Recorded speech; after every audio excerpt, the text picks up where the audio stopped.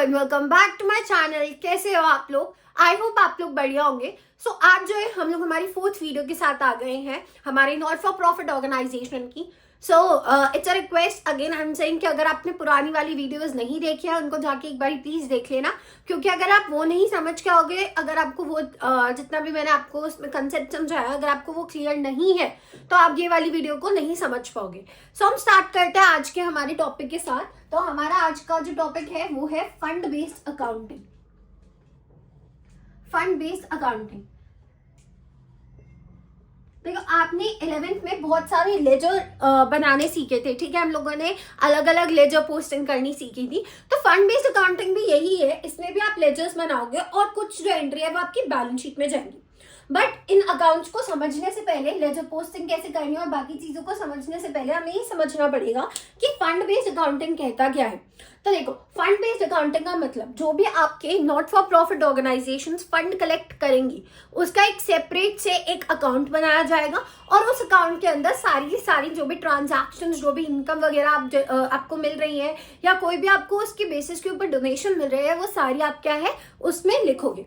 अब fund based accounting एक छोटा सा रूल कहता है, ये कहता है कि अगर आपको फंड के ऊपर कोई भी जो भी आपने फंड, या तो आपको कोई फंड मिला था या आपने खुद से एक अमाउंट जो है वो साइड पे की है किसी स्पेसिफिक पर्पस के लिए, सो वो अमाउंट जो भी आपने साइड पे रखी है, जो भी आपको डोनेशन मिला है उस पर्टिकुलर पर्पस के लिए, जैसे कि आप स्पेसिफिक डोनेशन कहते हो, सो उसके ऊपर अगर आप कोई भी इनकम अर्न कर रहे हो या कोई भी एक्सपेंसेस करोगे या कुछ भी उस फंड के रिलेटेड होगा, सो वो उसी पर्टिकुलर चीज के लिए होना चाहिए। आप उस फंड को किसी और चीज के लिए यूज नहीं कर सकते हो, ठीक है। ये एक बहुत इंपॉर्टेंट रूल होता है हमारा फंड बेस्ड अकाउंटिंग का।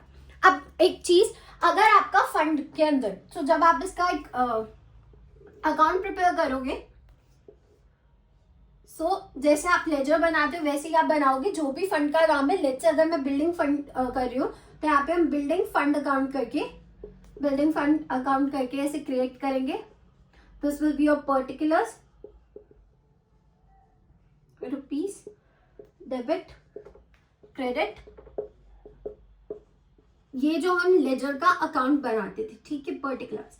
ऐसे हम लेजर क्रिएट करते थे, वैसे ही आप क्या है बिल्डिंग फंड, जैसे मैंने क्या एग्जांपल लिया बिल्डिंग फंड का, वैसे ही आप क्या इसको क्रिएट कर दो, ठीक है। अब जब आप इसके अंदर कोई भी आपका फंड आएगा, जब आप इसका ओपनिंग बैलेंस या जो भी फंड की अमाउंट होगी वो आपकी क्रेडिट साइड पे होगी, ठीक है। सो मान लो मेरा बिल्डिंग फंड जो था, लेट्स से वो 2 लाख का था, तो मैं यहाँ पे लिखूंगी। अब इसके अंदर मैंने कोई इंटरेस्ट लिया है, मान लो मैंने बिल्डिंग फंड के ऊपर इन्वेस्टमेंट कर दिया और उससे मुझे इंटरेस्ट आ रहा है, सो वो यहाँ पे लिखा जाएगा क्रेडिट साइड पे, ठीक है। याद करो हम लोगों ने एक रूल पढ़ा था 11th में, that all the income and gains will be credited and all the expenses and losses will be debited. जो सारी की सारी इनकम्स और जो आपका फंड है वो आपका क्रेडिट साइड पे आ जाएगा और जितना भी आपका एक्सपेंसेस होंगे वो आपका क्या है डेबिट साइड पे आ जाएगा। इस तरीके से आपकी फंड बेस्ड अकाउंटिंग चलती है और इस फंड का जो टोटल निकल के आएगा, जो आपका at the end of the year रहेगा, वो आपका क्या, आपका बैलेंस शीट में लायबिलिटी साइड पे आप शो करोगे। इसका भी हम एक एग्जाम्पल लेते हैं और इसमें एक और पॉइंट है, वो भी मैं आपको साथ में एक्सप्लेन कर देती हूँ। ये तो आई होप आपको समझ आ गया होगा कि लेजर अकाउंट कैसे बनेगा इसका, कि जो भी आपके एक्सपेंस, जो भी आपकी इनकम्स एंड गेन्स है और जो भी फंड का अमाउंट आपको मिला है या डोनेशन मिली है वो सारी क्रेडिट, और कोई भी आप इसके रिलेटेड एक्सपेंस कर रहे हो जाएगा आपका डेबिट। अब हम समझते हैं नेक्स्ट पॉइंट को। ये नेक्स्ट पॉइंट क्या कहते हैं, देखो लेट्स अगर मेरा क्रेडिट बैलेंस आता है फंड का, ठीक है, सो ये क्रेडिट बैलेंस जो है वो मेरा बैलेंस शीट में क्या है लिख दिया जाएगा।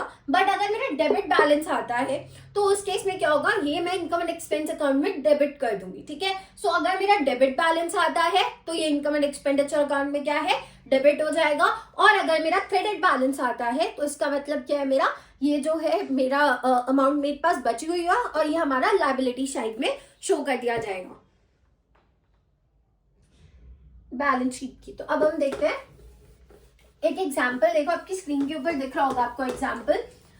देखो ये एग्जांपल क्या कहता है, ये कहता है कि प्राइस फंड का बैलेंस था ₹1 लाख का, ठीक है, एंड इसके ऊपर हमने एक इन्वेस्टमेंट किया फिक्स डिपॉजिट बैंक के अंदर, जहां पे मुझे 8% जो है वो मिल रहा है। दैट मीन्स मुझे 8,000 रुपए इस पे मिल रहे हैं। फर्दर इसके ऊपर मुझे एक डोनेशन रिसीव हुई है 10,000 की, एंड एक एक्सपेंसेस इनकर किए हमने 7,000 के, जिसमें से 3,000 रुपए जो थे वो ट्रॉफीज के थे और 4,000 हमारा जो था कैश प्राइस था। अब ये क्वेश्चन कहता है कि वी हैव टू शो कि बैलेंस शीट में किस तरीके से देखेगा या बैलेंस शीट में क्या अमाउंट आएगी इसकी।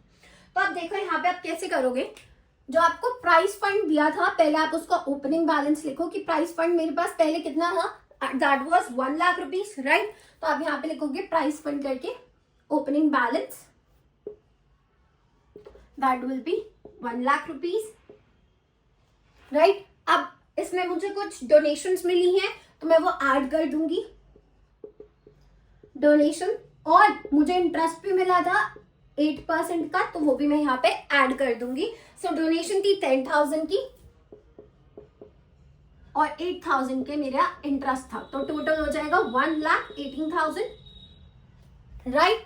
और यहाँ पे मैंने जो एक्सपेंसेस किए हैं वो मैंने किए 7,000 के, राइट। तो यहाँ पे हम लेस कर देंगे एक्सपेंसेस, जो भी हुआ है वो एक्सपेंसेस आप यहाँ से माइनस कर दोगे 7,000 के, सो आपका आंसर आ जाएगा 1,11,000, ठीक है। सो ये मेरा क्या है, ये मेरा क्रेडिट बैलेंस है, ठीक है। सो अब ये जो मेरा क्रेडिट बैलेंस आया, मैं इसको क्या करूंगी, इस 1,11,000 को मैं बैलेंस शीट के अंदर लायबिलिटी साइड पे दिखा दूंगी, लायबिलिटी साइड पे आ जाएगा बैलेंस शीट के अंदर, ठीक है। आई होप आपको ये क्लियर हो गया होगा। यही कंसेप्ट मैंने अभी आपको पीछे भी एक्सप्लेन किया था कि जब आप आपका ये fund based accounting, let's say price fund का आप एक अकाउंट बनाओगे तो उसके अंदर ओपनिंग बैलेंस लिख दोगे क्रेडिट साइड पे, देन डोनेशंस और इंटरेस्ट जो रिसीव हुई है वो भी क्रेडिट साइड पे आ जाएगी, डेबिट पे आपके एक्सपेंसेस आ गए, इसके बाद आपका एक क्रेडिट बैलेंस आएगा, दैट विल बी 1,11,000 का, ठीक है। आई होप आपको ये क्लियर होगा। अब एक और केस है, देखो आपकी स्क्रीन के ऊपर आपको एक क्वेश्चन दिख रहा होगा कि अब क्या हुआ, हमारा प्राइस फंड इस बार जो है वो 10,000 का है, ठीक है। हमें डोनेशन 5,000 की मिली है और हमें जो इस बार इंटरेस्ट मिला है वो 1,500 का है, और हमारे एक्सपेंसेस जो थे इस बार, जो हमने प्राइस डिस्ट्रीब्यूट किए थे इस बार, वो हमने कर दिए 20,000 के, ठीक है। सो अब आप इसको कैसे दिखाओगे ये भी देख लो एक बारी। सो ये हमारा केस 2 है, जिसमें हमारा क्या आ रहा है, प्राइस फंड हमें दिया है, ठीक है। इसका हमें ओपनिंग बैलेंस दिया हुआ है 10,000 का, ठीक है। इसके ऊपर जो डोनेशन मिली है वो 5,000 की डोनेशन मिली है, ऐड कर दो डोनेशन एंड इंटरेस्ट, डोनेशन मिली है 5,000 की और इंटरेस्ट मिला है हमें 1,500 का, राइट। और हमारा लास्टली जो हमें एक्सपेंसेस मिले हैं, जो भी आपने एक्सपेंसेस इनकर किए हैं वो क्या है, माइनस कर दो लेस एक्सपेंसेस इनकर, किसके लिए हमने इनकर किए थे, प्राइस जो भी हमने प्राइजेस डिस्ट्रीब्यूट किए उसके लिए, वो कितना किया हमने 20,000 के, हमने ये जो है माइनस कर देने हैं, यहाँ पे 16,500 आंसर आया, यहाँ पे 20,000 हम यहाँ पे माइनस कर देंगे, तो मेरा 3,500 जो है वो मेरा क्या आ गया, ये मेरा आ गया, ये मेरा क्या है, ये मेरा डेबिट बैलेंस है। तो अब ये 3,500 क्या है मेरा इनकम एंड एक्सपेंडिचर अकाउंट में, इनकम एंड एक्सपेंडिचर अकाउंट में जाएगा डेबिट साइड पे। अनडेबिट क्या होते हैं, सारे हमारे एक्सपेंसेस एंड लॉसेस डेबिट होते हैं, तो ये मेरा क्या है, ये मेरा एक्सपेंस है। इसका मतलब क्या भी समझो, देखो जब हमारा आया क्रेडिट बैलेंस, तो क्रेडिट बैलेंस का मतलब था कि फंड में अभी भी जो अमाउंट है वो बचा हुआ है, मैंने पूरा का पूरा फंड यूटिलाइज नहीं किया है, अभी भी कुछ अमाउंट जो है मेरे फंड में बचा हुआ है। बट जब आप डेबिट बैलेंस की बात कर रहे हो, इसका मतलब मैंने जो है 3,500 एक्स्ट्रा पे की है, ठीक है। मतलब 3,500 ये जो था मेरे फंड के अंदर कितना अमाउंट था, ध्यान से देखो, मेरे पास फंड में सिर्फ 16,500 रुपीज थे, बट अगर मैंने 20,000 का खर्चा किया है, इसका मतलब 3,500 रुपए मैंने अपनी जेब से भरे हैं, ठीक है। सो ये 3,500 रुपए मेरे क्या होंगे, एक्सपेंसेस होंगे, राइट। ये कंपनी के लिए, उस ऑर्गेनाइजेशन के लिए क्या हो जाएंगे, एक्सपेंसेस हो जाएंगे। तो इसलिए हम क्या करेंगे, इसको expense income and expenditure account में क्या करेंगे, इसको एक्सपेंस की तरह शो कर देंगे। आई होप आपको ये वाला पॉइंट भी क्लियर हो गया होगा। अब हम आते हैं हमारी नेक्स्ट पॉइंट पे। देखो कई बार क्या होता है, कुछ ऐसे फंड्स होते हैं जिनके बेसिस के ऊपर ना आप कोई भी एसेट क्रिएट करते हो, ठीक है। कुछ ऐसे फंड्स होंगे जिनके बेसिस पे आप एसेट क्रिएट करोगे। अब हम उसका एक एग्जांपल देखते हैं कि हम उसकी कैसे ट्रीटमेंट करते हैं एनपीओ में। स्पेसिफिकली बोले तो हम फंड बेस्ड अकाउंटिंग में उनको कैसे ट्रीट करते हैं हम इसको देखते हैं। सो टॉपिक की हेडिंग डालो, accounting of asset created out of a specific fund. ठीक है, अकाउंटिंग ऑफ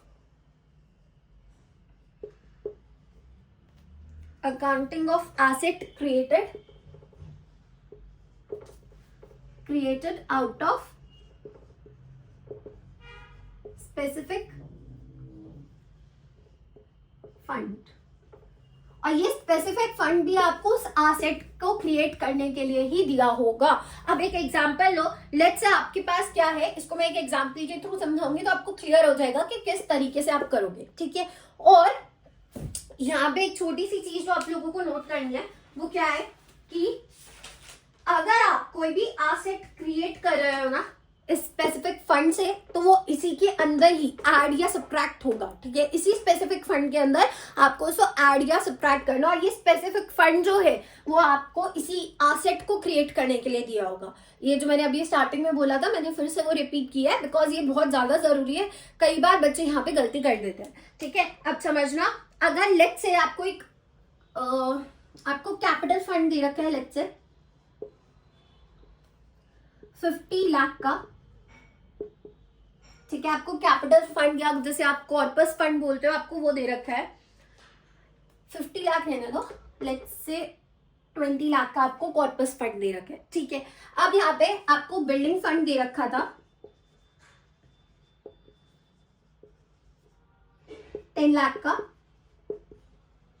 आपने बिल्डिंग बनाई इस फंड को यूज करके, बिल्डिंग बनी नहीं है पूरी अभी, जो है आपने सिर्फ बिल्डिंग के ऊपर 6 लाख रुपए का काम किया। ठीक है, 6 लाख का आपने काम कर लिया, बिल्डिंग आपकी सिर्फ इतनी बनी है, और ये क्या है, इन प्रोग्रेस है। ठीक है, अब आपको क्या है दिखाना है, आपको इस पूरे को आपको दिखाना है, आपकी बैलेंस शीट के अंदर कैसे दिखाएंगे। तो अब इसको देखना, मैं यहाँ पे छोटा सा एक्सट्रैक्ट बना रही हूँ बैलेंस शीट का।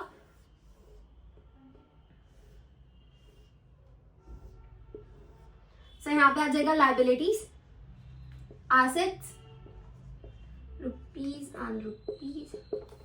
ठीक है, अब ध्यान से देखना है, यहाँ पे आपने सबसे पहले क्या करना है, सबसे पहले यहाँ पे आप लिखोगे बिल्डिंग, क्योंकि अब ये जो बिल्डिंग बन गई है ये आपकी एसेट हो गई है ना। सो ये वाली जो 6 लाख की बिल्डिंग है, इन प्रोग्रेस करके हम लिख देंगे इन प्रोग्रेस। मैं यहाँ पे पूरा नहीं लिख रही हूँ, कितने की हमने बिल्डिंग बनाई है, 6 लाख की हमने बिल्डिंग बना दी है, तो मेरा इन प्रोग्रेस करके यहाँ पे आ जाएगा।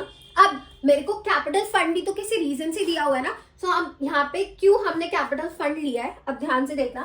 सबसे पहले आप कैपिटल फंड लिखोगे, फिर इसका ओपनिंग बैलेंस लिखोगे, that is your 2 lakh rupees, तो यहाँ पे आपने लिख देना है 2 लाख रुपए।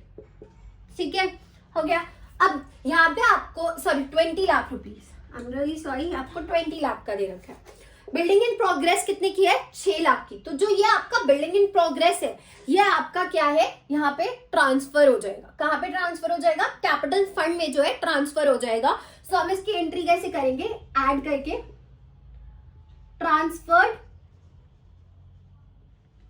यहाँ पे आप कैसे लिखोगे, ध्यान से देखना, ट्रांसफर्ड फ्रॉम बिल्डिंग फंड, क्योंकि हमारा बिल्डिंग फंड से आया, फ्रॉम बिल्डिंग फंड। कितना आया हमारे पास, 6 लाख रुपए, तो हम यहाँ पे लिख देंगे।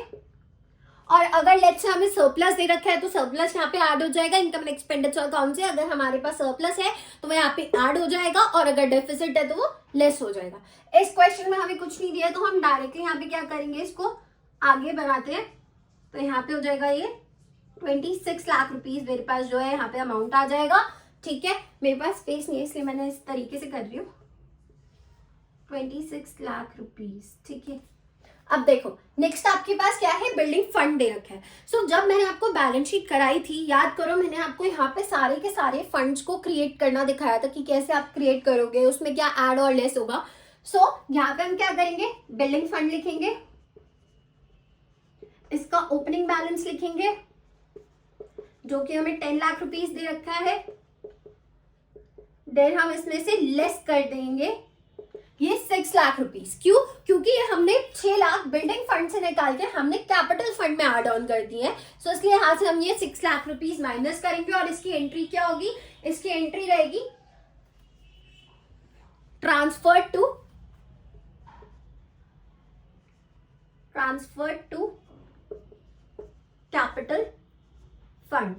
तो आप यहां से 6 लाख रुपए माइनस कर दोगे और यहाँ पे आपके पास बचेगा 4 lakh rupees and the total will be this side, the total will be 30 lakh.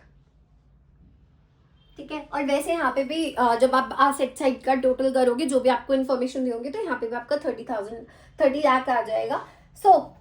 ये एक एक्सट्रैक्ट था, इसलिए यहाँ पे लायबिलिटी और एसेट साइड जो है वो मैच नहीं कर रही है। जब आप पूरी बैलेंस शीट क्रिएट कर दो, तो यहाँ पे आपका जो है वो सेम अमाउंट दिख जाएगा, वो सेम अमाउंट रिफ्लेक्ट हो जाएगा। ठीक है, आई होप आपको ये भी समझ आ गया होगा कि कैसे आप जो है क्रिएट करते हो अकाउंट्स को।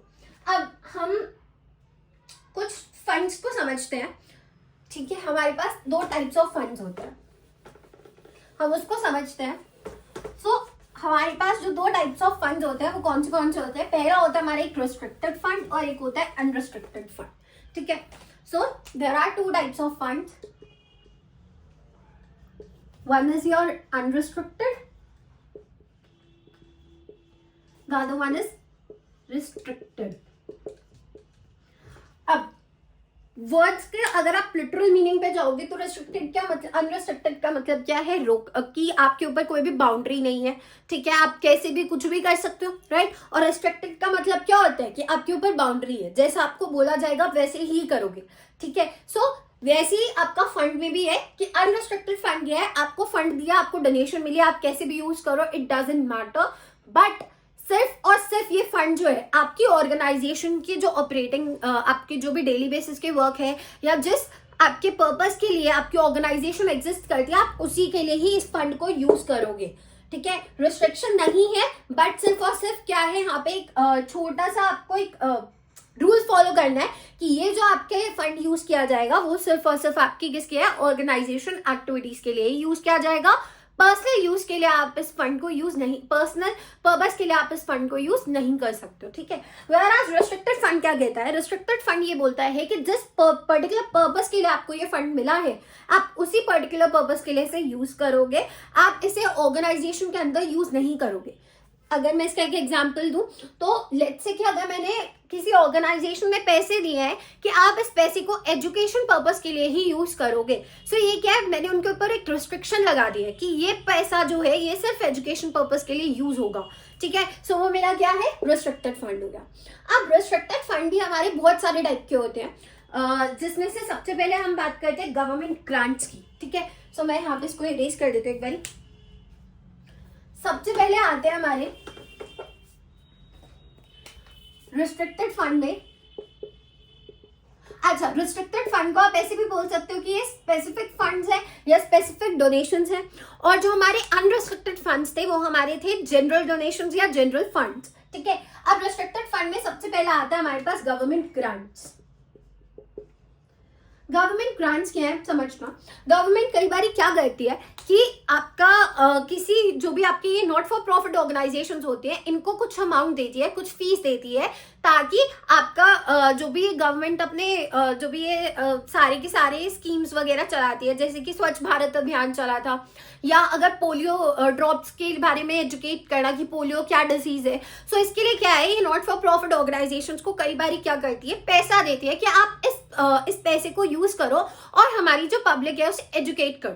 ठीक है, सो वो हमारी होती है गवर्नमेंट ग्रांट्स। तो अब आपका क्या होता है कि गवर्नमेंट ने जो भी आपको ग्रांट्स दिया है, जिस भी पर्टिकुलर पर्पस के लिए दिया है, आप उसे उसी चीज के लिए यूज करोगे। सो जैसे मैंने अभी आपको एक एग्जांपल दिया, पोलियो एजुकेशन के लिए गवर्नमेंट ने किसी भी XYZ कंपनी को किसी भी XYZ ऑर्गेनाइजेशन को पैसे दिए हैं, सो वो ऑर्गेनाइजेशन उस पैसे को पोलियो की एजुकेशन के लिए ही यूज करेगी, उसके अलावा कहीं और यूज नहीं करेगी। ठीक है, पहला पॉइंट यहाँ पे ये। और अगर आपको कोई भी ऐसा पैसा मिलता है तो इसका अलग से एक अकाउंट दिखाओगे, पोलियो एजुकेशन करके एक अकाउंट बनेगा, जिसमें जो आपको अमाउंट रिसीव्ड हुआ है वो क्रेडिट हो जाएगा। ठीक है, उसके अंदर कोई भी इनकम, कोई भी इंटरेस्ट वगैरह आपने जनरेट किया है वो उसी के अंदर रहेगा और उसी पर्पस के लिए वो यूज किया जाएगा। ठीक है, वो आपका क्रेडिट साइड पे ही शो किया जाएगा और कोई भी एक्सपेंसेस होगा तो वो डेबिट साइड पे आ जाएगा। यह हमारा गवर्नमेंट ग्रांट्स था। अब नेक्स्टली हमारे पास आता है एंडोवमेंट फंड्स। एंडोवमेंट फंड्स, इसके लिए भी मैं एक एग्जांपल देती हूँ. लेट्स से मैं एक XYZ ऑर्गेनाइजेशन है, ठीक है, मैं इसके पास गई, मैंने इसको बोला मैं तुम्हें 20 लाख रुपीस दे रही हूँ, ये मैंने तुम्हें पैसा दिया है कि तुम इसके लिए, इसमें भी लेट्स से मैंने एजुकेशन के लिए पैसा दिया है, बट मैंने उन्हें क्या बोला, ये 20 लाख तुम खर्चोगे नहीं, तुम इस पैसे को खर्चोगे नहीं, इसके ऊपर जितना भी इंटरेस्ट तुम जनरेट करोगे वो तुम सिर्फ यूज करोगे. मतलब कि ये 20 लाख रुपए मेरे कम नहीं होने चाहिए, इसके ऊपर तुम कितना भी पैसा कैसे भी करके इसके ऊपर पैसा कमा रहे हो वो तुम यूज करोगे, उसे हम क्या कहते हैं, एंडोवमेंट फंड कहते हैं. सो इसके ऊपर जितना भी, लेट्स से इन लोगों ने क्या किया कि XYZ कंपनी ने क्या सोचा, इसको बैंक पे रख देते हैं, इसके ऊपर जितना भी इंटरेस्ट आता रहेगा ना उसको यूज कर लेंगे. ये 20 लाख तो एज इट इज रहा, लेट्स से इनको 8% जो है इंटरेस्ट मिला या 10% लेते, इन्हें 10% इंटरेस्ट मिला, ठीक है. सो दैट मीन्स ये सिर्फ ये 2 लाख रुपीज जो इनको मिलेगा ये सिर्फ इसे यूज करेंगे, एंड ये जो 20 लाख रुपीज मैंने इन्हें दिया है ये वो यूज नहीं करेंगे, ठीक है. ये होता है एंडोवमेंट फंड, जिसके अंदर आपको जितना फंड मिला है उसका अमाउंट एज इट इज रहेगा, उसके ऊपर जितना भी इनकम इंटरेस्ट जो भी आप गेन कर रहे हो वो सारा का सारा कंपनी यूज करेगी, बट ये 20 लाख रुपए कम नहीं होने चाहिए. That is what is your endowment fund is. Then we have loan fund. Third अगर हम बात करें हमारा है लोन फंड. कई बार क्या होता है, ये NPO ऑर्गेनाइजेशंस क्या करती हैं,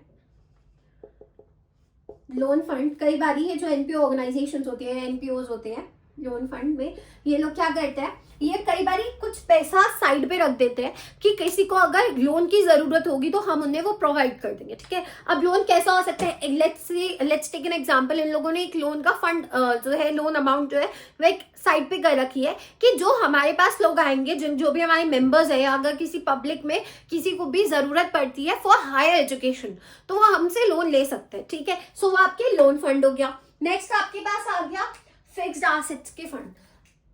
फिक्स्ड एसेट जो मैंने अभी इससे पहले आपको, फिक्स्ड एसेट फंड जो अभी मैंने अभी इससे पहले आपको एक टॉपिक समझाया था कि कैसे आप जो है, अगर आपको स्पेसिफाइड फंड दे रखा है, स्पेसिफिक फंड में से आपने एसेट क्रिएट किया है, तो उसको कैसे करोगे, वो यही वाला केस था कि आपको फिक्स्ड एसेट के लिए फंड दे रखा है तो इसके अंदर आप कुछ भी एडिशन सब्ट्रैक्शन जो भी करोगे वो आपको इसी के अंदर ही दिखाना पड़ेगा, ठीक है. सो वो क्या है, फिक्स्ड एसेट फंड हो गया. नेक्स्टली हमारे पास है price fund. Fifth price fund. Price fund क्या है, कई बार क्या होता है, जो ये NPO ऑर्गेनाइजेशन होती है, लेट्स से इन्होंने स्पोर्ट्स का टूर्नामेंट कराया या कोई और टूर्नामेंट वगैरह करवाया, छोटे से कंपटीशन वगैरह करवाया, सो उसमें भी ये लोग क्या करते हैं, कुछ प्राइजेस डिस्ट्रीब्यूट करते हैं, ठीक है, कि जो भी फर्स्ट आएगा या सेकंड आएगा उसको क्या हम प्राइजेस डिस्ट्रीब्यूट करेंगे.